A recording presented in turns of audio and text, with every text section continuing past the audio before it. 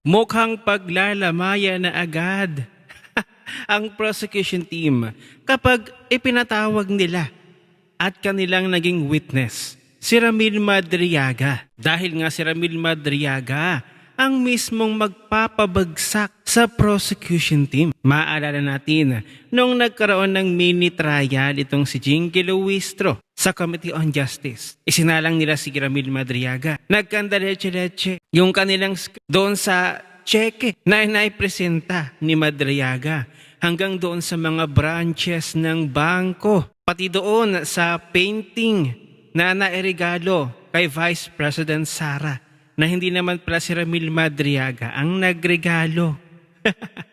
At ang dami pang butas na magpapatunay na peking witness at tila nga daw nabayarang witness at sinungaling si Ramil Madriaga. Heto ang video, panoorin natin. Pag pinatawag po at ipapatawag si Ramil Madriaga at sasabihin na po niya yung kanyang sinabi in the past, balikan ko na lang po some of the statements that were already made.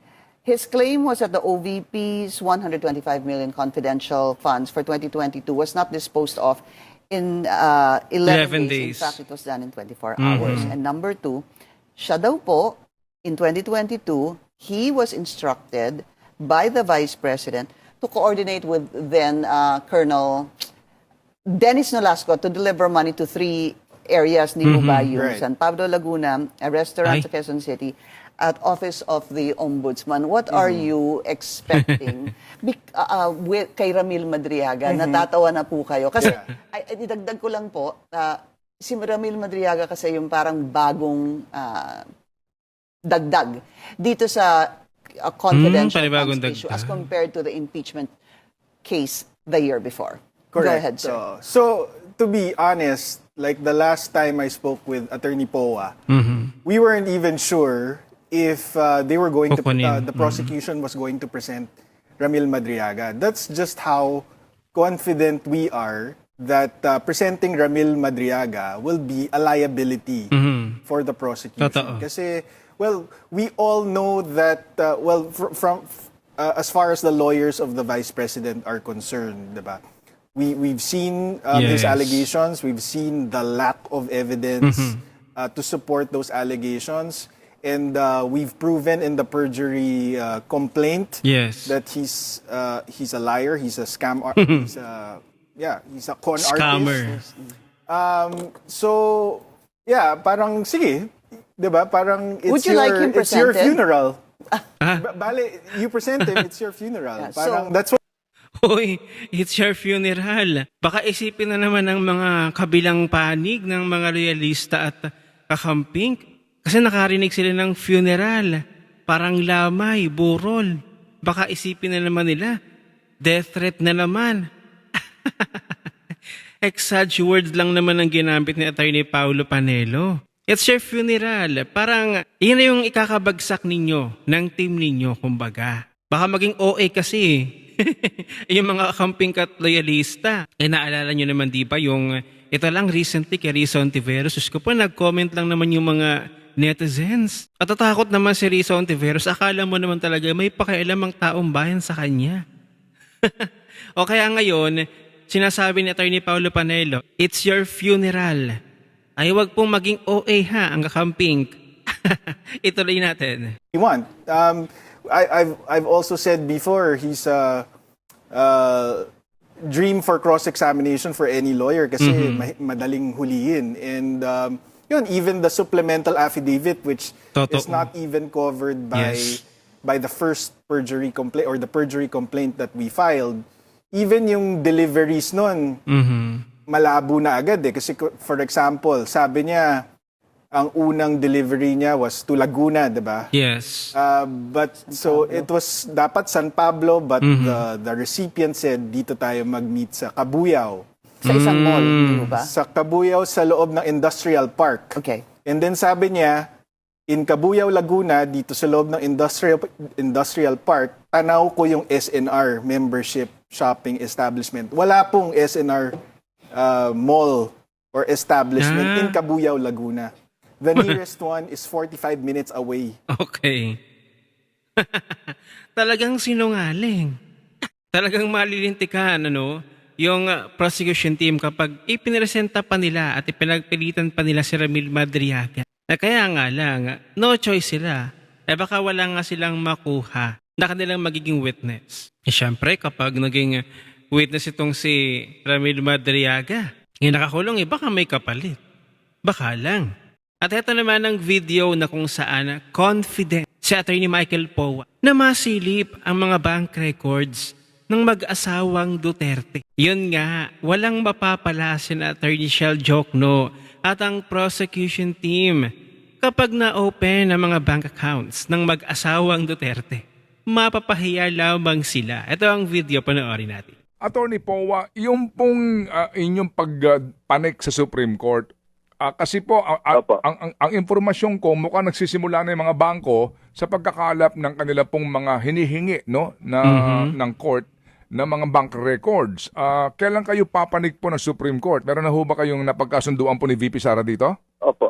Opo, definitely kung papanik po tayo, it will have to be before July 30 kung sakaling gusto natin ng TRO. Kundi, mawawalang saysay na rin po yun. Pero sa ngayon po, we're not decided on going up. Siyempre, kasi I don't want to say anything with finality, but as of the moment, we're not decided on going up. Kasi sa totoo lang, na-anticipate naman namin yung possibility na lalabas yan. At hindi naman namin kinakatakot yan. Ang worry lang talaga namin po in terms of going up, ang aminin ko lang, yung isang consideration lang namin is of course the private rights also that will be involved. Kasi pag binuksan mo yung bank accounts, kasama na po dyan yung mga third parties, hindi ba?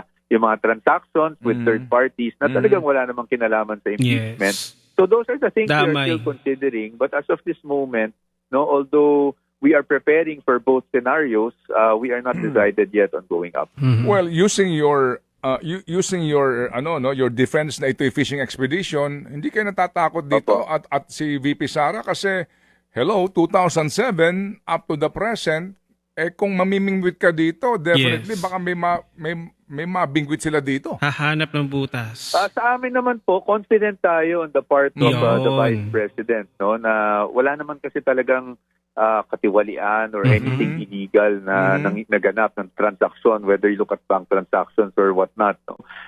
Yan, hindi namin masyadong kinakatakutan. Kung meron man kaming concern, it's not takot but concern na ma-involve ang mga taong hindi na dapat ma-involve, lalo na yung mga private personalities. Kawawa.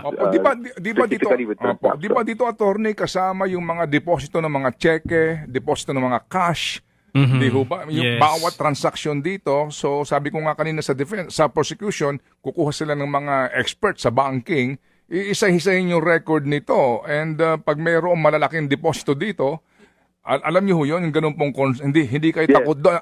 Ang takot niyo yung mga pangalan nung mga nag-issue ng cheque o nagdeposito. Yes, because alam niyo kasi we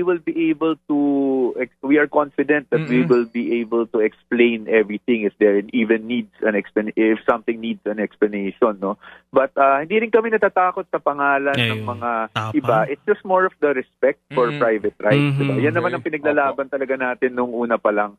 Because when you ask for all of these documents, parang you're opening the person up to privacy, intrusive type of scrutiny. But again, nagdesisyon na po ang korte. We will just have to respect that. And hindi naman po nawawala pa rin yung ating karapatan na mag-object at the time that it is appropriate to object. So I'm sure kung meron man kami nakikitang paglabag pa rin sa karapatang pantao ng kung sino man, whether it be the Vice President or whoever is other parties are concerned, we will still object. So ayun, confident naman pala si Attorney Michael Powa at ang buong defense team ni Vice President Sara na kahit mabuksan na ang bank accounts ng mag-asawang Vice President Sara at Attorney Man Scarpio ay walang mabubulaktat dito na anumang transaksyon ng korupsyon. Ganito po, ka-confident ang defense team lawyer ni VP Sara. At sigurado nga kapag naipatawag na nila at naisalang na itong si Ramil Madriaga, ay sigurado ang pag-iingat ng prosecution team sa mga bibitawang testimonya sa affidavit ni Ramil Madriaga. Doon pa lamang sa mini trial, nalaman na ng taong bayan na sinungaling si Ramil Madriaga na kahit itong si Trillanes ay napakasinungaling din. At siguro dumating na yung cross-examination ni Ramil Madriaga, ay nako po, katakot-takot, nakatotohanan ng lalabas. Alam naman natin, napakagaling magpalabas ng baho at ng katotohanan ng defense team ni Vice President Sara. Doon pa lamang sa pagpresenta ni Jinky Luistro dito kay Melvin Matibag ang kanilang mga dokumento. Hindi notarized, hindi pirmado. So hindi ito po pwede sa korte. Kahit sino ang inyong pagtanungin. Kahit mga law students, alam na hindi ito papasa bilang ebidensya. So kaya ngayon, mapipilitan siguro ang prosecution team na ipresenta si Ramil Madriaga dahil no choice na nga sila. Kaya nga lang ang sabi ni Atty. Paulo Panelo, it's your funeral. Kapag naipresenta nila si Ramil Madriaga or kahit nga si Trillanes, ay sigurado na ang lamay ng prosecution team. Kaya kaabang-abang, next, ang impeachment trial patungkol sa confidential funds ni Vice President Sara. Ano ang inyong opinion? I-share mo na ang video na ito. Mag-iwan ng comment at like sa ibaba at magkita-kita ulit tayo sa susunod na video.